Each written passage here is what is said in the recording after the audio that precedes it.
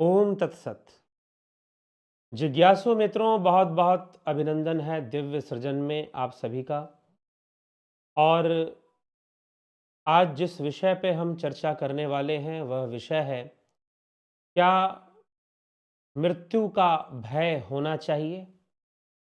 क्या मौत से डरना चाहिए? क्या मृत्यु का डर होना चाहिए, डरना चाहिए? यह प्रश्न किसी ऐसे व्यक्ति का है जिसे हर क्षण मृत्यु का भय सता रहा है। वो महानुभाव बहुत अमीर हैं, करोड़ों का बैंक बैलेंस है, संपत्ति बहुत है, उम्र मात्र 45 वर्ष है, हार्ट की कुछ समस्याएं आ चुकी हैं, हृदय रोगी हैं। अब डर लग रहा है कि किस क्षण मैं मर जाऊं, किस क्षण मेरी मृत्यु हो जाएगी, तो फिर क्या करूंगा? मेरे दो दो बच्चे हैं, पत्नी है, उनकी पढ़ाई लिखाई है, उनका शादी ब्याह है, ये तो मेरा कर्तव्य है। और कहीं मेरी मृत्यु हो गई, कहीं मेरा हार्ट फेल हो गया, कहीं कुछ हो गया, कहीं एक्सीडेंट हो गया, कुछ हो गया और मेरी मृत्यु हो जाएगी, तो मैं क्या करूंगा? करोड़ों पैसे हैं, पैसे उड़ाए भी हैं, मौज मस्ती भी की है, करोड़ों का बैंक बैलेंस है, पिता की मृत्यु हो चुकी है, माता-पिता दोनों की मृत्यु हो चुकी है, दादा-दादी तो बहुत पहले ही मर चुके हैं, लेकिन बहुत प्रॉपर्टी, ये महानुभाव इकलौते अपने परिवार में, कोई रिश्तेदार नहीं,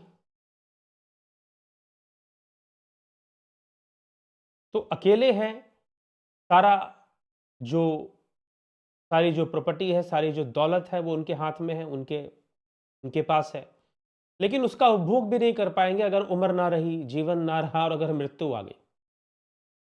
तो मृत्यु का भय, कुछ लोग कहते हैं नहीं मृत्यु से भयभीत क्या होना, अपना जिए जाओ, जो होना होगा सो होगा, मरना होगा तो मर ही जाएंगे, डरने की क्या जरूरत है? लेकिन भय तो सबको होता है। इसलिए महर्षि पतंजलि ने साधन पाद में पतंजलि पातंजलि योग सूत्र के दूसरे अध्याय में पंच क्लेश की चर्चा करते हैं। अविद्या, स्मिता, राग, द्वेष, अभिनिवेश, ये पंच क्लेश है। अविद्या पहला, स्मिता दूसरा, राग, फिर द्वेष और फिर अभिनिवेश। अभिनिवेश क्या है? यह मृत्यु का भय है, मरण का भय है। मरण का भय सबको होता है, बड़े बड़े विद्वानों को भी होता है, मूर्खों को तो होता ही होता है, लेकिन विद्वानों को भी होता है मरण का भय होना। और ये जो क्लेश होते हैं, ये कर्म का आधार बनते हैं, कर्म बंधन का यही क्लेश आधार बनते हैं। क्लेश होने से ही कर्म बनते हैं, कर्मों का फल बनता है और बार बार जन्म लेने का योग बनता ही रहता है। तो ये पंच क्लेश ही उसका आधार महर्षि पतंजलि ने इसे बताया है। इसलिए क्लेशों का निवारण जरूरी है। चित्तवृत्ति का निरोध होने से पंच क्लेशों का निवारण भी होता है। नहीं तो ये जड़ बनाकर, वृत्तियों का आधार लेकर ये जड़ बनाकर रहते हैं पंच क्लेश। अब जो है मृत्यु का भय विद्वानों के भी होता, हो सकता है कि कोई ज्ञानी विद्वान अपने आप को बचा ले, राग द्वेष से बचा ले, लेकिन मृत्यु का भय उसे होगा, क्योंकि जिस शरीर में वो है, अगर मान लीजिए कोई संत है, महात्मा है, वो ब्रह्मचारी हैं, अरे भाई ब्रह्मचर्य का पालन भी तो शरीर से ही किया है आपने। उसी सेंस में मैं ब्रह्मचारी कह रहा हूं। वैसे ब्रह्मचारी होना तो जो ब्रह्म भाव में है, ब्रह्म सद्भाव में है, या ब्रह्म आचरण में है, ब्रह्म मन को सुख दुख से सम की अवस्था में रहता है, वो वास्तविक ब्रह्मचारी वो है। लेकिन शरीर के ब्रह्मचारी जो मात्र वीर्य को रोकने में लगे रहते हैं और उसी को ब्रह्मचर्य मानते हैं, तो वो भी तो शरीर का ही अहंकार है, वो ब्रह्मचर्य भी शरीर का अहंकार है। तो मृत्यु का भय ना हो ऐसा नहीं होता। मृत्यु का भय होता है, सबको होता है, किसी को ज्यादा, किसी के ऊपर कुछ बुरे ग्रहों का प्रभाव, या जीवन में ऐसी परिस्थितियां बन जाती हैं, या कोई ऐसी बीमारी हो जाती है, या कोई ऐसी परिस्थिति बन जाती है जिससे कि मृत्यु का भय बढ़ जाता है जीवन में। तो कई बार लोग बहुत ज्यादा भयभीत होते हैं मृत्यु के इस विषय को लेकर। तो अब मृत्यु का भय होना चाहिए या नहीं होना चाहिए, यह बात नहीं है। मृत्यु का भय सबको है। एक सैनिक युद्ध में जा रहा है, चाहे वो कितना भी बड़ा देशभक्त हो, चाहे वो चंद्रशेखर आजाद हो, चाहे वो भगत सिंह हो, जब उन्होंने क्रांति लाई, देश के लिए क्रांति लाई, तो मरने के लिए नहीं लाई, वो क्रांति में सफल होना चाहते थे। जिन अंग्रेज अफसरों को वो सजा देना चाहते थे, उनको सजा दिया और उस सजा को देकर वो भागे। हाँ, पकड़े गए, कोई रास्ता नहीं बचा या फांसी की सजा हो गई, तो अब क्या सोचना? या चंद्रशेखर आजाद ने अपने आप को गोली मार ली जब उन्होंने देखा, नहीं तो पहले तो वो भाग ही रहे थे, बचने की ही कोशिश कर रहे थे, क्योंकि जब तक जीवित रहेंगे तब तक हम इस राष्ट्र के लिए कुछ कर पाएंगे, देश के लिए कुछ कर पाएंगे, अपने परिवार के लिए कुछ कर पाएंगे, समाज के लिए कुछ कर पाएंगे और संसार को भोग भी पाएंगे, तभी तक जब तक शरीर है। तो मृत्यु का भय सबको होता है, ऐसा कहना कि किसी को नहीं होता, हाँ, किसी का बस उसका स्वरूप अलग अलग हो सकता है, उसके कंडीशंस अलग अलग हो सकती हैं, उसकी शर्तें अलग अलग हो सकती हैं, लेकिन मृत्यु का भय होता सबको ही है। ऐसा कोई नहीं है जिसको मृत्यु का भय ना होता हो। हाँ, उसने कंडीशन लगा दी होगी, भाई जीवन में अगर ऐसी परिस्थितियां आ जाए तो मैं मरना मंजूर करूंगा, उन परिस्थितियों में मरना मंजूर करूंगा। अगर मैं अंग्रेजों ने मुझे पकड़ लिया तो इससे बढ़िया है मैं खुद को गोली मार लूं। तो चंद्रशेखर आजाद ने वो रास्ता निकाला। लेकिन ये कहना कि मृत्यु का तनिक भी भय ही नहीं था, ऐसा नहीं है। वो परिस्थितियों के अनुसार भाई कोई विकल्प नहीं है, तो यही रास्ता उस समय सही है।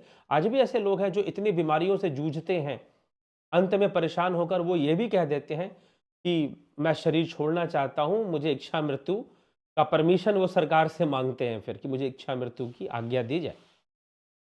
अर्थात फिर हॉस्पिटल में मरना बहुत आसान काम होता है, एक इंजेक्शन लगाएंगे, धीरे धीरे हार्ट अपने आप ही शांत हो जाए, साइलेंट हार्ट अटैक हो जाएगा या कुछ और ब्रेन धीरे धीरे काम करना बंद कर देगा, मृत्यु घटित हो जाएगी। ठीक है, तो ऐसा भी किया जाता है, ऐसे भी लोगों को मृत्यु दी जाती है उनकी इच्छा पर भी।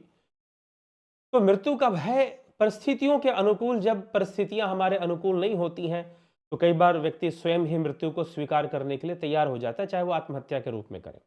लेकिन सत्य तो ये है कि मरना नहीं चाहता। आत्महत्या वाले करने भी वाले भी सोचते हैं कि भाई दर्द और तकलीफ से गुजरना तो पड़ेगा, डर उनके अंदर भी है, लेकिन बाहरी परिस्थितियां उनको स्वीकार नहीं है जो उनके जीवन में चल रही हैं, और उससे परेशान होकर वो मृत्यु का रास्ता, आत्महत्या का रास्ता चुन लेते हैं। तो इसका भी अर्थ ये नहीं कि वो मृत्यु के भय से पूर्णतः मुक्त हो गए थे। मृत्यु का भय है। तो मृत्यु का जो भय है, क्योंकि अगर मान लो परिस्थितियां सारी खुशहाल होती तो क्या वो आत्महत्या करते? सब कुछ बढ़िया होता तो क्या वो आत्महत्या का मार्ग चुनते? नहीं चुनते। तो मृत्यु के भय का निवारण क्या? मृत्यु के भय का निवारण, जो स्वाभाविक भय है उसका निवारण क्या है? उसका निवारण ये नहीं कि आप मरने के लिए चले जाओ, बल्कि मृत्यु के भय का निवारण ये है, किसी भी विषय का निवारण ये होता है कि उसका ज्ञान हमें हो जाए। घर में कोई सांप घुस गया, आप डर जाएंगे, एक सपेरा नहीं डरेगा। सपेरा के पास ऐसा क्या है कि वो नहीं डरता? ज्ञान है, नॉलेज है। वो सांप के बिहेवियर को बहुत अच्छे से समझता है, सांप के व्यवहार को बहुत अच्छे से समझता है, सांप के चाल को बहुत अच्छे से समझता है। तो उसे कैसे पकड़ना है, कहां से सावधानी बरतनी है, उसका साहस कितना है। तो सपेरा पहले ही एक बहुत ही साहसी मन के साथ सांप के पास पहुंचता है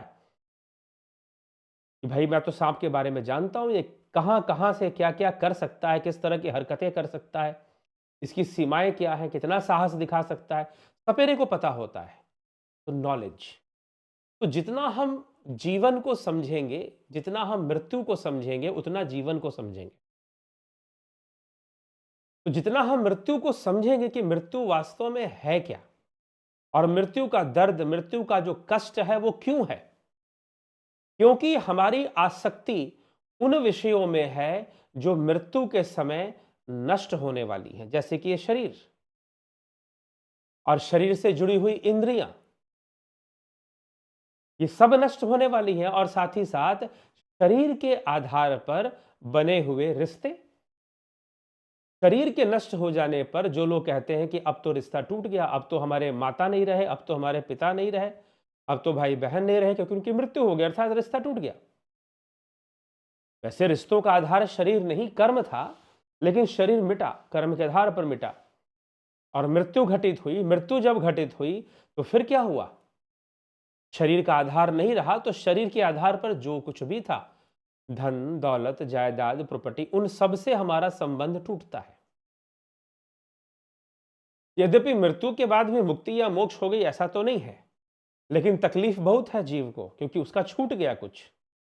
शरीर के छूटने से संसार में उसका बहुत कुछ छूट गया, और जब संसार में उसका बहुत कुछ छूट गया तो फिर वो दुखी है, क्योंकि उसकी आसक्ति तो गई नहीं है, तो वो प्रेत योनि में भी भटक सकता है।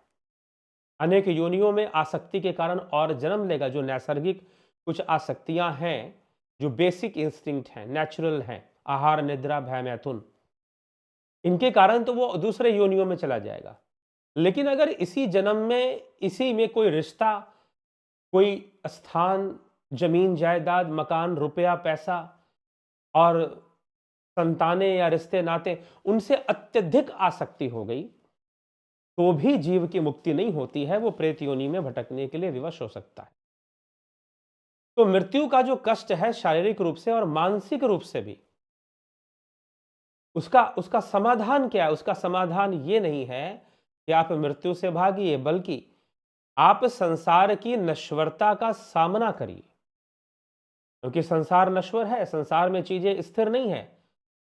अब कोई व्यक्ति जो मृत्यु पर एक्सपेरिमेंट कर रहा है, वो लगा हुआ है कि बॉडी के अंदर जो एलिमेंट्स हैं, जो तत्व हैं, उनका संतुलन बना रहे। वेट तत्वों में विटामिन्स हैं, फिर हमारे मिनरल्स हैं, प्रोटीन है, कार्बोहाइड्रेट है, फैट है, बहुत सारी चीजें हैं।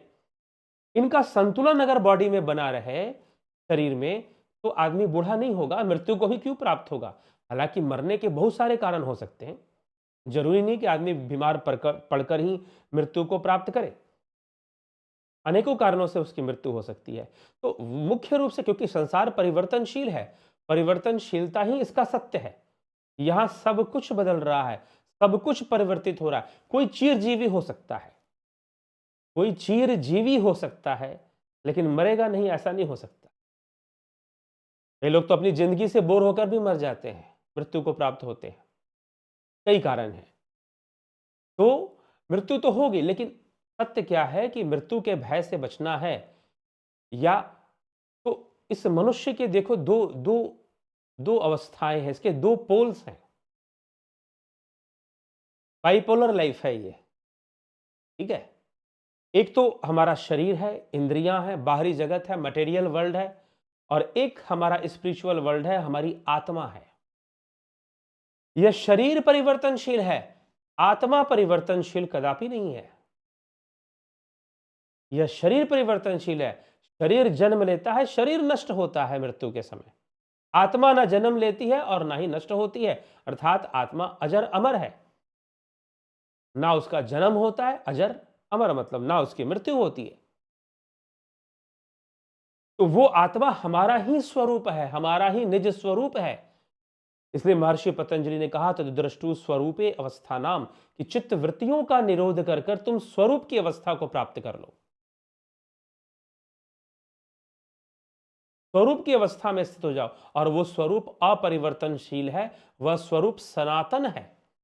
आत्मा सनातन है, शरीर नश्वर है। जब तक तुम्हारा मन शरीर में आसक्त है, तब तक मृत्यु का भय है, तब तक ये पंच क्लेश हैं, अविद्या, अस्मिता, राग, द्वेष, अभिनिवेश, ये सब पीछे पड़े हुए हैं। और अभिनिवेश का मतलब ही है मृत्यु का भय, मरण का भय, जो कि विद्वानों को भी होता है, बड़े बड़े ज्ञानियों को भी होता है। लेकिन अगर मन समाधि में लग गया, बुद्धि अगर सम अवस्था को प्राप्त होना, समाधि क्या है? बुद्धि की सम अवस्था ही समाधि है।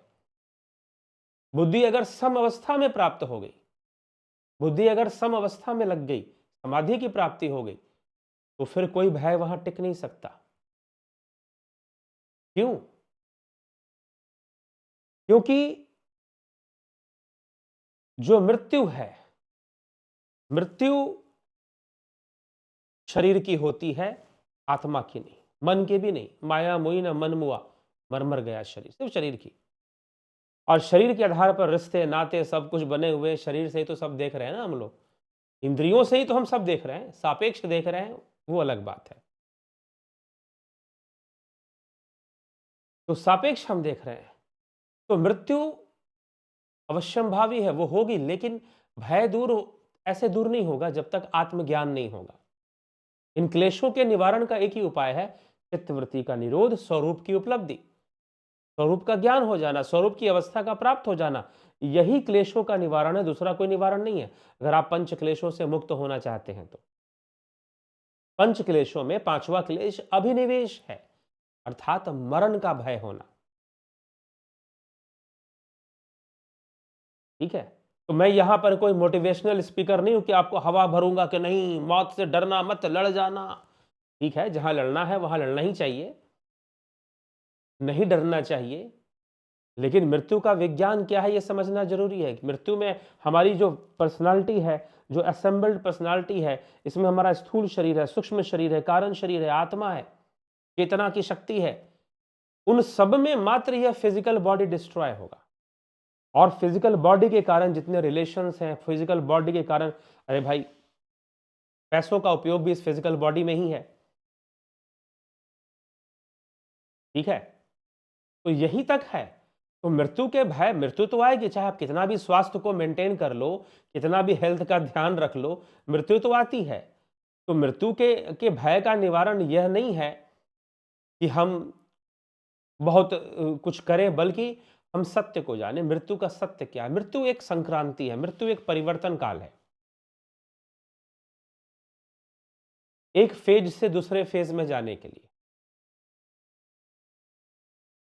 ठीक है, एक स्थिति से दूसरे स्थिति में हम पहुंचते हैं, ये शरीर छोड़ते हैं और सूक्ष्म अवस्था में हम चले जाते हैं, और फिर उस सूक्ष्म से फिर से स्थूल में आ जाते हैं जब हम नया शरीर धारण करते हैं, जब जीव नवीन देह धारण करता है। नवानि देहानि नरोपरानि। तो यह जो देही है, यह जो जीव है, जो देह को धारण करने वाला है, वह जो जीव है, उसकी यही स्थिति है। तो इस भयभीत नहीं, बल्कि सत्य को, जिस दिन हम सत्य को जान लेंगे, जिस दिन हम आत्मा में स्थित हो जाएंगे, उस दिन से मृत्यु का भय कम हो जाएगा और धीरे धीरे समाप्त भी हो जाएगा। क्योंकि हमने अपने आप को मृत्यु, अब राजा परीक्षित थे, उनको मृत्यु का भय था, राजा परीक्षित को मृत्यु का भय था। घोषणा हो गई, आकाशवाणी हो गई, भविष्यवाणी हो गई कि आज से 7वें दिन तक्षक सर्प की विष की ज्वाला में हे राजन तुम जलकर भस्म हो जाओगे। राजा परीक्षित डर गए, लेकिन उनके पास सही समाधान था। वो सांपों को मारने नहीं निकले, बल्कि वो संतों की शरण में गए जो मृत्यु से मुक्ति का मार्ग बता सकते थे। और उनको सुखदेव मुनि मिल गए, और इससे पहले कि तक्षक सर्प आता और उनको डसता, उससे पहले वो अपनी आत्मा में जाकर स्थित हो गए, वह समाधि में जाकर स्थित हो गए, शरीर से सारा संबंध खत्म और आत्मा में जाकर ब्रह्म में लीन हो गए। अब तक्षक सर्प आया, डसा, शरीर को डसा, शरीर जल के भस्म हुआ, लेकिन वो तो उस भय से मुक्त हो गए ना, वो तो उस अवस्था से चले गए बाहर, बाकी जो होना था हो गया।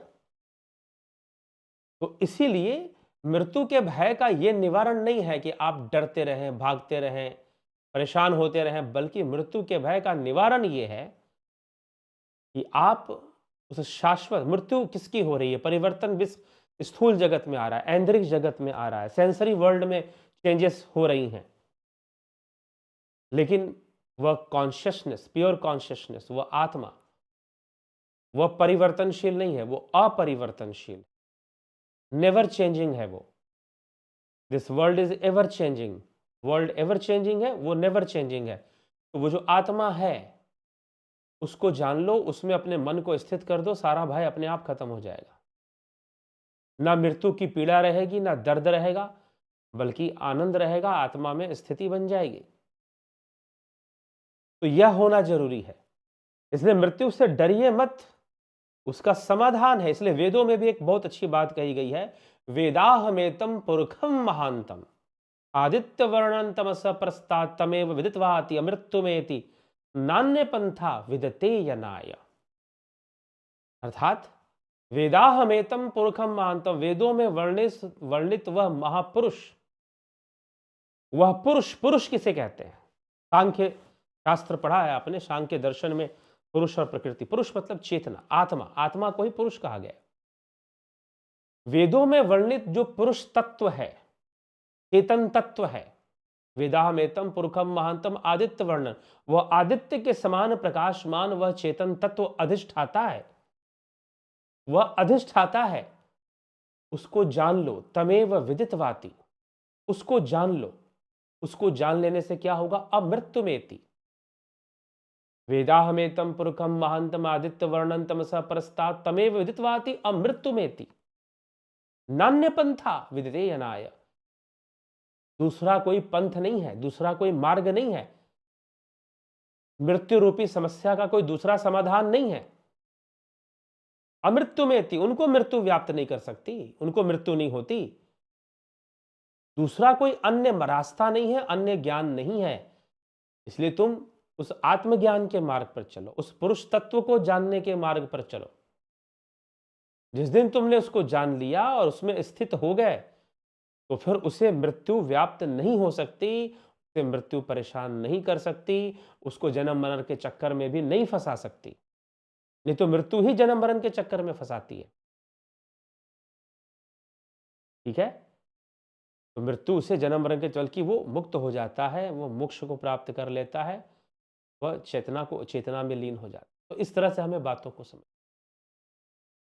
तो मृत्यु से भयभीत होने की जरूरत नहीं है, बल्कि जानने की जरूरत है कि मृत्यु है क्या, जीवन का सत्य क्या है, मिथ्या क्या है, यह जानने की आवश्यकता है। जिस दिन हम जानेंगे, जितना ज्ञान से हमारा मन बुद्धि ओतप्रोत हो जाएगा, उतना ही मृत्यु का भय चला जाएगा, मन जाकर आत्मा में स्थित होने लगेगा, फिर तो शांति ही शांति है, फिर कोई मृत्यु नहीं है। तो यही उसका, और राजा परीक्षित ने यही मार्ग चुना। नहीं तो मृत्यु की भविष्यवाणी तो कंस के लिए भी हुई थी ना, कि देवकी का 8वां पुत्र उसे मार डालेगा, उसका काल है। लेकिन कंस ने ऐसा मार्ग नहीं चुना। कंस ने सोचा कि मैं बच जाऊंगा, मैं जिंदा रह जाऊंगा। जबकि भगवान कृष्ण का जन्म हुआ, वो 11 वर्ष के हुए, उसके बाद कंस का वध होता है। पहले तो भविष्यवाणी होती है, भविष्यवाणी होने के लगभग 10 वर्ष बाद कृष्ण का जन्म, और फिर 11 वर्ष बाद कंस की मृत्यु, 21 वर्ष का समय। लेकिन कंस को समाधान नहीं मिला अपनी समस्या का, वो भागता रहा, मृत्यु से टालने की कोशिश करता रहा, कृष्ण को ही मारने की कोशिश करता रहा। लेकिन फिर भी जो होना था वो हो ही गया, मृत्यु आ ही गई उसकी, और वो भाग रहा था जब उसकी मौत आ रही थी। लेकिन राजा परीक्षित, जब तक्षक सर्प आ रहा था, राजा परीक्षित ध्यान में लीन समाधि की अवस्था में पहुंच गए। राजा परीक्षित ध्यान में लीन समाधि की अवस्था में पहुंच गए, और कंस भाग रहा था कि कृष्ण मुझे मार डालेगा। अपने बड़े बड़े हाथी और पहलवानों को भेज रहा था, सबको मार दिया। अंत में कंस का भी वध हो गया, भगवान कृष्ण ने कंस का भी वध कर दिया, अंत में नहीं बच पाया।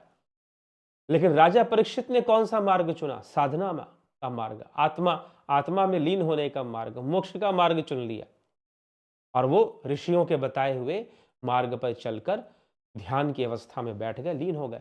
तो आपको कौन सा मार्ग चुनना है, कंस का या राजा परीक्षित का? भय सबके लिए, भयभीत तो मृत्यु से राजा परीक्षित भी थे। जब 7 दिन की भविष्यवाणी हुई तो भय उनको था, तभी तो वो गए संतों के पास, योगियों के पास, गुरु के पास, तभी गए।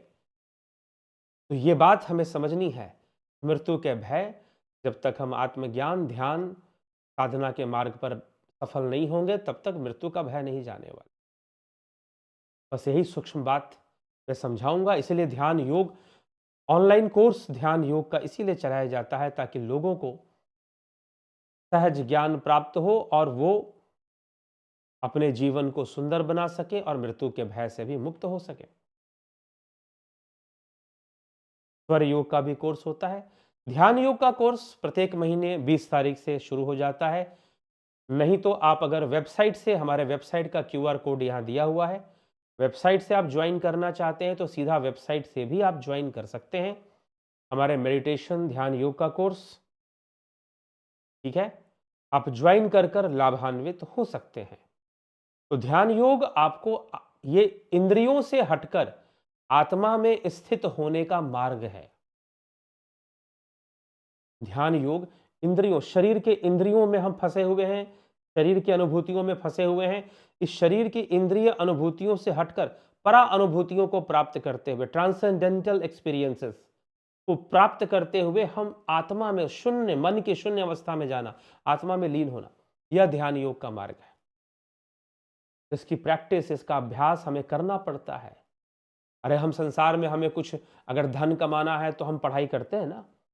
अगर हमें धनवान बनना है, गरीबी से मुक्ति चाहिए, तो हमें अच्छे से पढ़ाई कर कर, कंपटीशन की तैयारी कर कर, परीक्षा पास कर कर हमें जो है नौकरी अच्छी प्राप्त करनी है या बहुत बड़ा बिजनेस खड़ा कर देना है, खूब मेहनत कर कर, तो जाकर हमारी गरीबी दूर होगी। वैसे ही मृत्यु का भय कब दूर होगा?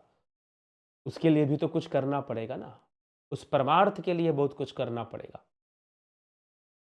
तो जब हम नियमित ध्यान योग सही तरीके से सीख कर ध्यान योग का नियमित अभ्यास करते हुए अपनी मन को शून्य अवस्था में ले जाकर आत्मा में लीन कर देते हैं, तो मृत्यु से परे चले जाते हैं। अमृत्यु में तीनान्य पंथा विदते यनाय। ठीक है, फिर अमृत्यु में फिर मृत्यु नहीं होती। अमृत्यु से राजा परीक्षित ने उसी मार्ग को चुना। तो हमें इसके लिए भी तो हम संसार के लिए इतना प्रयास करते हैं, लेकिन इसके लिए हमने क्या प्रयास किया? और फिर हम चाहते हैं कि हो भी ना, जो होना है वो तो हो ही जाएगा। लेकिन अगर हमने अपने जीवन के रहते रहते, मनुष्य जीवन के रहते रहते, श्वासों के चलते चलते हमने ध्यान को सही से समझ लिया, आत्मज्ञान को सही से समझ लिया, आत्मा को सही से समझ लिया और अपने आप को निरंतर अभ्यास करते हुए उस आत्मा में लीन कर दिया, स्थित कर दिया, स्थित प्रज्ञ की अवस्था में चले गए, तो फिर कोई मृत्यु नहीं होती, कोई मृत्यु का भय नहीं सता सकता, कोई मृत्यु आपको परेशान नहीं कर सकती। तो यही एकमात्र उपाय है। ठीक है, तो जरूर आप लोग ध्यान योग का कोर्स ज्वाइन कर सकते हैं। ज्वाइन करने के लिए व्हाट्सअप मैसेज कर कर डिटेल्स ले सकते हैं, पूछ सकते हैं, या वेबसाइट पर जाकर सीधा ज्वाइन भी कर सकते हैं। तो ये व्हाट्सअप नंबर है, इस पर आपको संपर्क करना होगा अगर आप ज्वाइन करना चाहते हैं तो। 9661802459 9661802459। तो इस नंबर पर आपको संपर्क करके, व्हाट्सअप मैसेज करके आप सारी जितनी भी हमारी कोर्सेज चलती हैं, मैंने तो अभी बस ध्यान योग के बारे में आपको बताया, लेकिन जितनी भी हमारी कोर्सेज चलती है सबकी जानकारी आप ले सकते हैं। ओम तत्सत। चैनल को सब्सक्राइब कर दें। वीडियो अच्छा लगा तो कमेंट, शेयर, लाइक भी अवश्य करें।